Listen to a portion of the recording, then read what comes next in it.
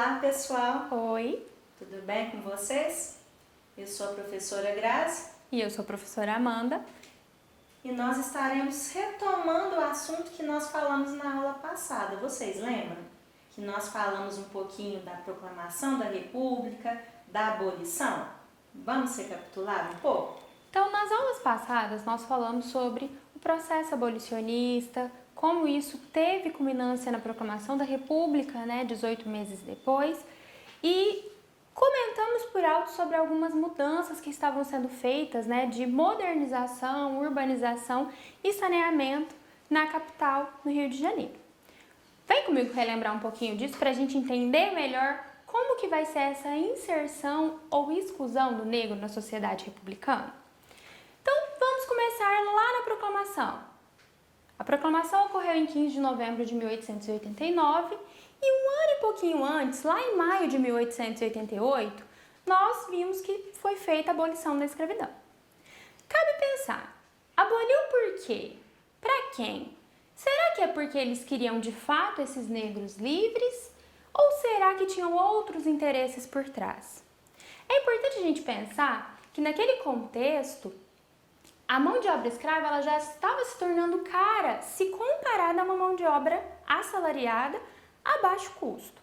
Então existiam outros interesses por trás da abolição da escravidão, além dos movimentos e das pressões vindas pelos próprios grupos de revoltosos negros com a condição que viviam. Após a abolição, que não foi pensada então de forma democrática, não foi pensada de forma a transformar o pensamento social, a gente vai ter um negro livre. Mas e agora, José? Eu tô livre, eu vou morar aonde? Eu vou viver de quê? Nesse contexto, muitos escravos vão permanecer em sistema até análogo mesmo à escravidão, trabalhando nas fazendas em troca de comida, de moradia, e outros vão mudar para a cidade. Vão mudar ali para o centro da capital, para os centros das grandes cidades, morando naqueles casarões mais velhos, abandonados, naqueles lugares onde era possível dividir a casa em quartos entre várias pessoas, uns cortiços. Mas lembra que depois da proclamação vem o bota abaixo e bota tudo aquilo abaixo para reformar e revitalizar a cidade? Para que ela tenha calçadas largas, construções que remetem a Paris, iluminação. E agora? Para onde vão aquelas pessoas que ocupavam esses lugares? Dessa forma, muitos daqueles, principalmente os negros que tinham sido libertos da escravidão e que ocupavam esses centros das cidades, realizando trabalhos de doméstico, barbeiro, formando ali a classe pobre brasileira, vão ter que se refugiar onde? Nos morros, subindo os morros que ficavam à margem da sociedade, distante dos centros urbanos, lugar de difícil acesso, onde era mais difícil de construir moradias e não era interessante para essas pessoas que moravam no centro. Dessa forma, os negros vão se marginalizando da sociedade e vivendo a própria sorte, porque eles não foram remanejados, eles não foram tirados desses lugares e alocados em outro, eles não foram indenizados. Muitos vão pegar restos dessas demolições para construir as suas moradias. E é nesse processo que nós vamos dar início às favelas brasileiras, onde a grande porcentagem é negra não é à toa. Já pararam para analisar? Por que grande parte da favela é negra ou descendente africano? Por que as pessoas que normalmente trabalham que são da favela, trabalham em trabalhos braçais, em trabalhos que a grande elite não tinha interesse de executar? Isso tudo tem uma ligação com o nosso processo de inserção do negro pós-abolição na nossa sociedade republicana também. Como estavam à própria sorte, os negros e as pessoas pobres que vão ocupar os morros criam um espírito de comunidade. Eles vão viver no que eles chamavam de rede de solidariedade. E como o próprio nome diz, era de ajuda mútua, onde um ajudava o outro a pegar pedaços de madeira para construir sua moradia, a ajudar nos retalhos para fazer a sua vestimenta, a socorrer com o tratamento médico. E é interessante pensar que o morro vai ser o lugar para a cultura afrodescendente e, em algumas vezes, até a descendente indígena sobreviver. Porque parte dessa revitalização não era só arquitetônica, era cultural, era de excluir da sociedade o vendedor ambulante, o morador de rua, que era levado para o hospício ou para a prisão, de excluir qualquer atividade que fosse de matriz africana, seja ela religiosa ou a capoeira, que a gente acha tão bonita hoje em dia. Então, nas favelas é onde eles vão conseguir dar continuidade ou resistir para que a cultura afrodescendente sobreviva aí ao longo do tempo. Vocês viram a professora Amanda falando que muitos negros eles vieram aqui para o morro? Então vamos pensar, além de ir para o morro, para onde esses negros foram no pós-abolição, no período republicano? Vem aqui comigo. Vamos se lembrar, a maioria desses negros, eles viviam nas fazendas. Professora, tinham aqueles que viviam na cidade? Sim. Igual a professora Amanda, aqueles que vendiam, né, os vendedores ambulantes, as quitandeiras, aqueles que vendiam galinha, né, as amas de leite, aqueles que ajudavam a levar, por exemplo, se a gente pegar no Rio de Janeiro, há muito tempo atrás, eles levavam os restos, né, as fezes, a urina em baldes e desciam o morro e jogavam aquilo em alto mar. Então eles ocupavam essas funções na cidade, mas a maioria vivia no campo, nas fazendas. Com a abolição da escravidão, o que vai acontecer? Alguns desses escravos continuam vivendo na mesma fazenda, mas nós não podemos esquecer que uma grande parte vai mudar também para outras fazendas. Então, como que vai ser o trabalho ali deles? Alguns, por exemplo, eles trocavam trabalho, cuidava do gado, fazia alguma correria ali para o dono da fazenda e em troca ele recebia uma banha, né? Outros recebiam uma pequena quantia, né? Muito ínfima, muito pequena, né?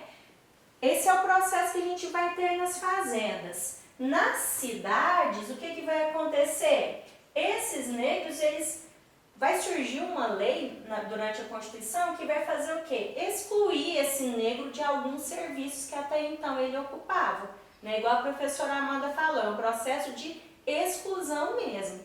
Mas quando a gente fala desse processo de exclusão e de vida, né, de sobrevivência, nós não podemos esquecer também dos quilombos.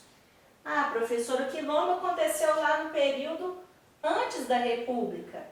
Beleza, é isso mesmo. Só que nós não podemos esquecer que até hoje nós temos os quilombos, os quilombolas, os descendentes desses ex-escravos. Então, o quilombo, se a gente for pensar, era como se fosse um lugar, um território, onde eles pudessem se sentir pertencentes a algum lugar. Né? E ali naquele lugar, eles poderiam seguir a sua religião livremente, né? Sem ser obrigado, né? A seguir o catolicismo, podia vivenciar a sua cultura, né? Plantar livremente. Então, esses descendentes desses ex-escravos estão até hoje aí para contar a história. Só que a gente sabe o que acontece. Muitos foram perdendo o território que eles viviam, né, por interesse, por conta da grilagem. E aí o que acontece? Há muitos casos também em que meninas jovens sofrem abuso sexual por parte de outras pessoas de fora do quilombo. Então é um processo ainda, é uma luta que é constante pela sobrevivência. E aí quando a gente fala do negro na cidade, o que acontece? Muitos desses negros, sem ter como sobreviver, eles vão para a marinha, porque na marinha pelo menos eles iam ter o quê? Um lugar para morar, iam ter o que comer e ainda receberiam um soldo. O que seria um soldo? Uma pequena quantia ali em dinheiro, quando eu falo pequena é muito pequena, né? E ali eles conseguiam pelo menos sobreviver diante dessa situação. Mas olha que curioso, a abolição já tinha acabado. Eles vieram aqui para a marinha, só que eles eram o tempo todo punidos, né, pelos comandantes. Por que eles eram punidos? Vamos pensar,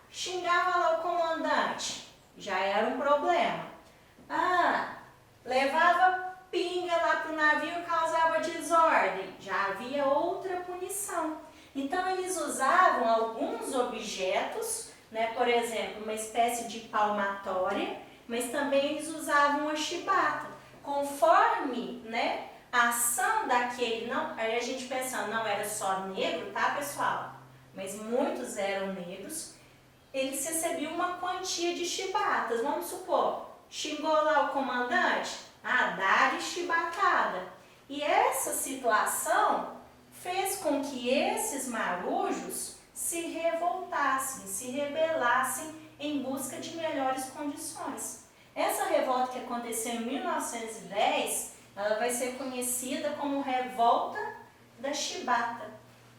E aí fizeram um acordo com o presidente Hermes da Fonseca, acreditaram que estaria tudo bem, tudo bacana, só que o que o comandante fez? Pegou os revoltosos, aí a gente coloca o almirante negro, que era o João Cândido, né, filho de ex-escravo, como um dos líderes, e eles vão ser levados lá para a prisão das cobras, que era um lugar frio, gelado, faltava alimento, muitas vezes tinham que se alimentar de rato, outros foram jogados em alto mar. Então, percebe? O negro o tempo todo lutando para sobreviver, lutando pelos seus direitos. Tá? Aqui é um exemplo para a gente pensar nesse cenário que é gigante, que é grandioso. Né? Se nós fôssemos falar aqui, passaríamos do tempo. E aí quando a gente pensa nessa questão de liberdade, nessa ideia de pertencimento, a professora Amanda falou muito bem naquela ajuda mútua, né, na hora de fazer a casa, na hora de fazer a roupa. Nós não podemos esquecer também que muitos negros vão se unir em prol da liberdade, dos seus direitos e vão fundar alguns jornais. Professora, a imprensa negra surge então no período republicano? Não. O primeiro jornal negro que nós temos notícia, ele surgiu antes da República, naquele período em que eles estavam lutando e indicando pelo fim da escravidão. E aqui nós temos dois exemplos de jornais negros, né, que era Liberdade e A Voz da Raça. Então, o que significa isso? Estar junto ali é como se dessem mais força, né, e mais garra para eles continuarem a lutar pela sobrevivência. E será que hoje o negro vive em boas condições, pessoal? Será que todos têm uma posição boa na sociedade? Será que todos, né, seguem seus estudos até o final?